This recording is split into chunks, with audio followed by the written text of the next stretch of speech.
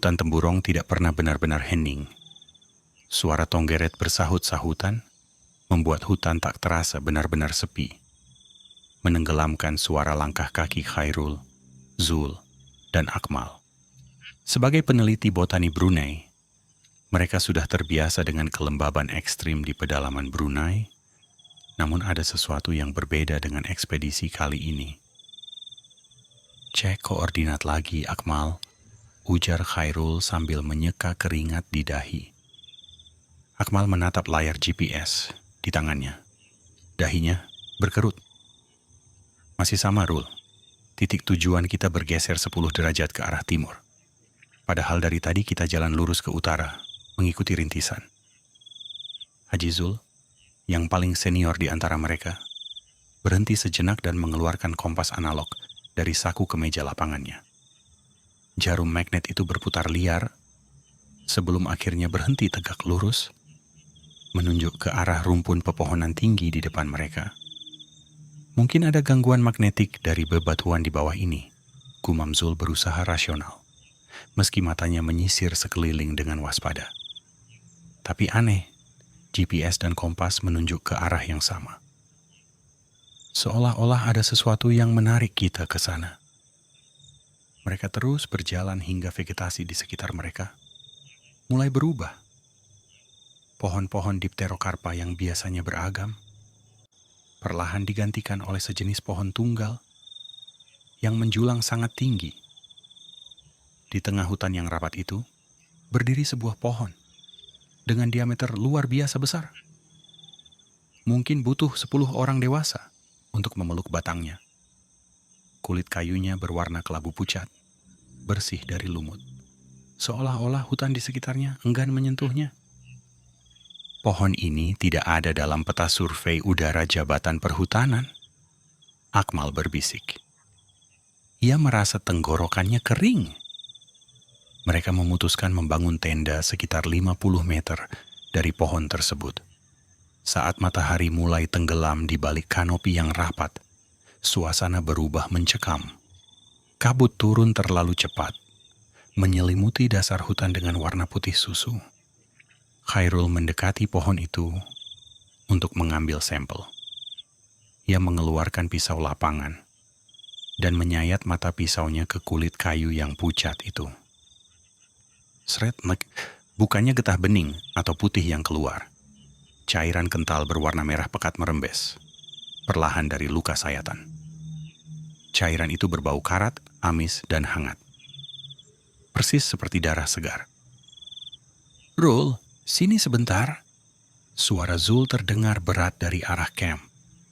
Khairul menoleh. Zul sedang berdiri di depan tenda, sambil memegang tali panjang, yang tadi sore ia ikat kuat ke batang pohon kecil di dekat sana. Tadi sore, mereka memasang tenda pada jarak 50 meter dari pohon raksasa itu.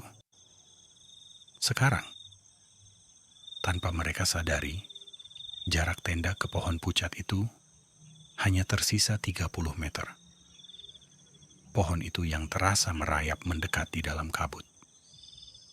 Malam di Temburong kali ini tidak membawa kesejukan, melainkan udara pengap yang terasa berat di paru-paru. Khairul berdiri mematung di depan sayatan pohon itu. Sementara jemarinya masih basah oleh cairan merah yang kini mulai mengental. Aroma amisnya makin tajam, memicu rasa mual yang mendesak di pangkal tenggorokannya. Rul, masuk ke tenda sekarang, seru Zul lagi. Suaranya terdengar cemas. Khairul bergegas kembali ke camp. Langkahnya terasa berat, seolah tanah di bawah sepatu botnya berubah menjadi lumpur hisap. Sesampainya di depan tenda, ia menunjukkan tangannya yang berlumuran getah merah itu kepada Zul dan Akmal. Ini bukan getah, bisik Khairul. Baunya seperti darah. Zul segera mengambil botol air dan mengguyur tangan Khairul. Anehnya, cairan itu sulit hilang. Warnanya meninggalkan noda kemerahan di kulit, persis seperti tinta yang meresap ke dalam pori-pori. Akmal, yang sejak tadi hanya diam, kini sibuk memperhatikan sekeliling dengan lampu senter. Jaraknya benar-benar berubah. suara Akmal bergetar. Sinar senternya menyapu batang pohon raksasa yang kini terlihat lebih jelas dari tempat mereka berdiri. Tadi aku mematok kayu penanda di depan pintu tenda. Sekarang kayu itu sudah tertimbun akar besar yang aku yakin tadi sore tidak ada di sana. Malam itu, mereka sepakat untuk berjaga secara bergantian. Namun tidur menjadi hal yang mustahil. Suasana hutan mendadak sunyi senyap. Suara tonggeret yang tadi memekakkan telinga hilang total, digantikan oleh suara gesekan kayu yang pelan dan berirama, seolah-olah seluruh hutan sedang bernapas. Sekitar pukul 2 pagi Akmal yang sedang mendapat giliran jaga, mulai berhalusinasi. Ia merasa mendengar suara bisikan dalam bahasa Melayu kuno yang dialeknya tidak ia kenali. Kepalanya mulai berdenyut hebat. Ia mencoba memejamkan mata sejenak. Namun saat ia membukanya, ia mendapati Khairul sedang duduk tegak di sampingnya dengan mata terbuka lebar, namun kosong. "Rul, kau bangun?" tanya Akmal lirih. Khairul tidak menjawab. Ia malah mengangkat tangannya yang tadi terkena cairan pohon. Di bawah cahaya lampu badai yang temaram, Akmal melihat sesuatu yang mengerikan. Luka sayatan yang dibuat Khairul pada pohon tadi sore kini muncul di telapak tangan Khairul sendiri. Sebuah garis horizontal yang dalam mengeluarkan cairan merah pekat yang sama. "Rul, tanganmu!" Akmal berteriak, membangunkan Zul. Zul tersentak dan segera memeriksa tangan Khairul. Khairul sendiri tampak linglung, seolah baru saja ditarik dari mimpi buruk yang dalam. Ia merintih kesakitan saat Zul mencoba membalut luka itu dengan kain kasa. Rasanya seperti ada akar yang tumbuh di dalam dagingku. Rintih Khairul dengan wajah pucat pasi. Ketakutannya mulai memuncak. Ia merasa pohon di luar sana tidak hanya mendekat secara fisik, tapi juga mulai merayap masuk ke dalam pikirannya. Zul mencoba menenangkan mereka dengan membacakan doa-doa. Namun tangannya sendiri gemetar. Saat ia melirik ke arah pintu tenda yang terbuka sedikit, ia menyadari satu hal yang lebih mengerikan. Kabut putih di luar sana kini berwarna kemerahan. Dan bayangan pohon raksasa itu kini tepat berada di atas tenda mereka, menaungi mereka dengan dahan-dahannya yang tampak seperti jemari kurus, yang siap mencengkeram. "Kita tidak bisa menunggu sampai pagi. Kita keluar dari hutan sekarang," perintah Zul. Suaranya rendah namun tegas, mencoba menekan kepanikan yang mulai menguasai mereka. Akmal dengan cepat mengemasi barang-barang penting ke dalam tas. Tangannya gemetar hebat saat melihat ke arah langit-langit tenda. Bayangan dahan pohon itu tidak lagi sekedar bayangan. Kain tenda bagian atas tampak melesap ke dalam, tertekan oleh beban sesuatu yang berat dan menjalar. Khairul hanya bisa mengerang. Luka di telapak tangannya kini mengeluarkan bau busuk yang menyengat, menyerupai bau bangkai yang sudah berhari-hari. Setiap kali ia mencoba menggerakkan jarinya, ia merasa ada serat-serat halus dari dalam luka itu yang menarik urat sarafnya. "Ayo Rul, berdiri." Akmal memapah Khairul keluar dari tenda. Begitu mereka keluar, pemandangan di depan mereka tidak masuk akal. Hutan yang tadinya memiliki jalur rintisan yang jelas, kini telah berubah total.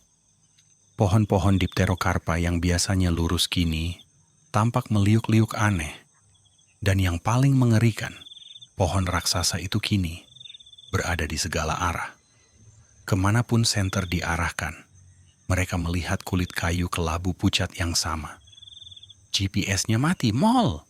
seru Zul panik, mengguncang-guncang perangkat digital di tangannya. "Pakai kompas, cepat!"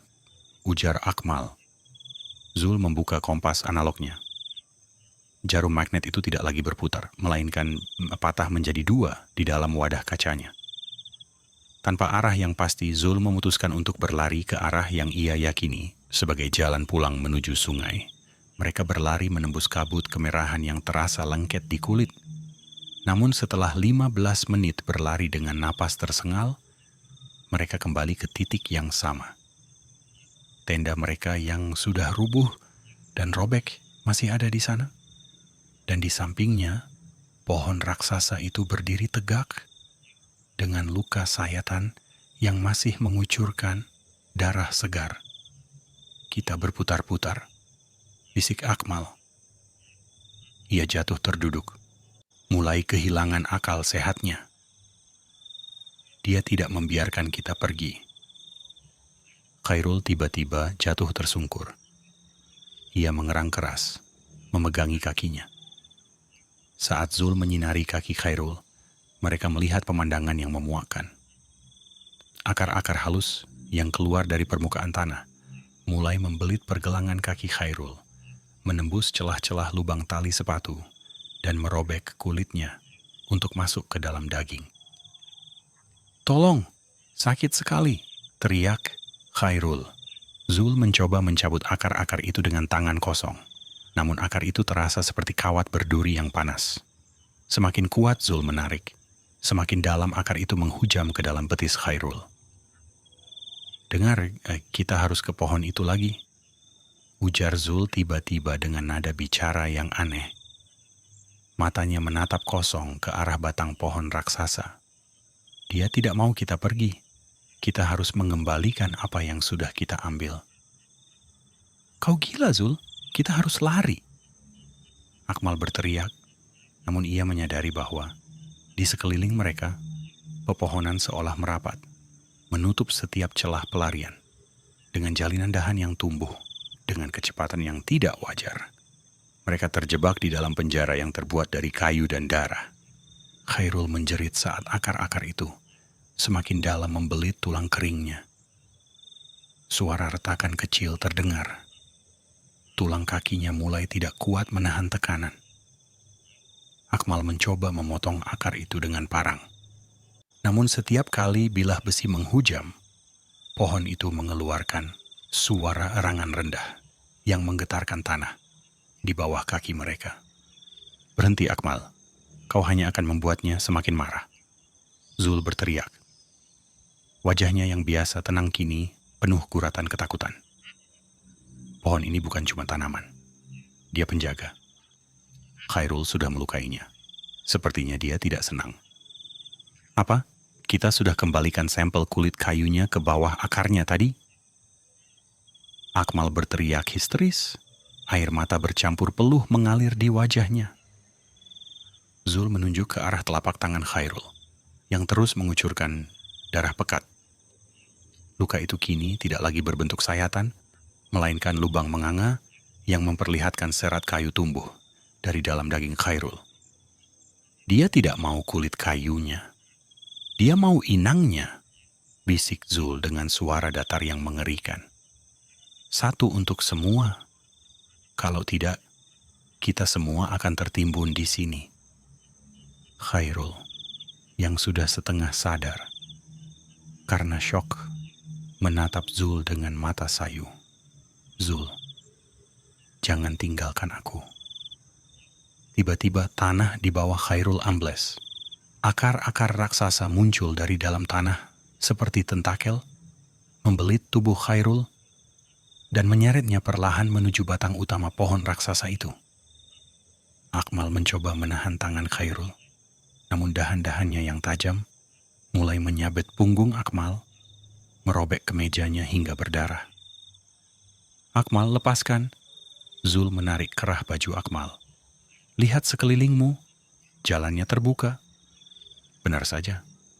Saat Khairul terseret mendekati batang pohon, kabut merah di sisi barat mulai menipis, menampakkan jalur rintisan lama yang mereka buat. Pohon-pohon yang tadi menghalangi jalan perlahan merenggang, seolah memberi ruang untuk dua orang pergi, selama satu orang tetap tinggal. Pilihan itu nyata. Menolong Khairul berarti mereka bertiga mati tertimbun akar, atau membiarkan Khairul menjadi bagian dari pohon itu agar mereka bisa pulang. "Maafkan kami, Rul," Zul bergumam. Ia menarik Akmal yang meronta dengan paksa. "Kita tidak bisa menyelamatkannya, Mal. Lihat dia." Akmal menoleh untuk terakhir kalinya. Tubuh Khairul sudah menempel di batang pohon. Kulit kayu yang pucat itu mulai merambat menutupi kaki hingga pinggang Khairul, menyatu dengan dagingnya. Khairul tidak lagi berteriak. Matanya menatap kosong ke arah mereka, sementara mulutnya tersumpal oleh akar halus yang keluar dari dalam tenggorokannya sendiri. Zul dan Akmal berlari kalap menembus jalur yang terbuka. Mereka tidak berani menoleh ke belakang meski mendengar suara patahan tulang yang nyaring dari arah camp. Mereka terus berlari hingga cahaya fajar menyentuh sungai Temburong. Saat mereka sampai di pinggir sungai, mereka selamat. Namun, saat Akmal melihat ke arah tangannya, ia mendapati sebuah bintik kelabu pucat di bawah kuku ibunya. Teksturnya keras, persis seperti kulit kayu. Zul hanya terdiam, menatap hutan dengan pandangan mati, menyadari bahwa meski mereka keluar, hutan Temburong tidak benar-benar melepaskan mereka. Di dalam sana, pohon itu kini memiliki wajah baru yang terukir di batangnya. Wajah Khairul yang membeku dalam kesakitan abadi. 1 bulan setelah kejadian di Temburong, laporan resmi mencatat Khairul sebagai korban hilang akibat serangan hewan buas atau kecelakaan medan. Tim pencari yang dikirim ke koordinat terakhir tidak menemukan apapun. Tidak ada tenda yang robek, tidak ada bekas rintisan, apalagi pohon raksasa. Hutan itu telah menutup diri kembali dengan sempurna. Zul memilih pensiun dini. Ia kini menghabiskan waktunya di rumah. Menutup semua jendela rapat-rapat setiap kali kabut turun menyelimuti Brunei. Ia tidak lagi bisa mendengar suara angin yang menggesek dedaunan tanpa merasa jantungnya berdegup kencang karena ketakutan. Sementara itu, Akmal duduk di meja kerjanya, menatap nanar ke arah tangannya. Bintik kelabu di bawah kuku jempolnya tidak hilang. Justru sebaliknya, bintik itu telah mengeras dan merambat menutupi seluruh kuku, mengubah teksturnya menjadi seperti kulit kayu yang mati. Malam ini Akmal terbangun karena rasa gatal yang hebat di dalam dadanya. Saat ia terbatuk, ia tidak mengeluarkan dahak. Dari tenggorokannya ia menarik sehelai serat kayu halus yang masih basah oleh darah segar. Di luar jendela, meskipun ia berada di tengah kota, Akmal bisa mendengar suara Tonggeret yang bersahut-sahutan dengan nada yang janggal. Ia menyadari satu hal, pohon itu tidak membiarkan mereka pergi.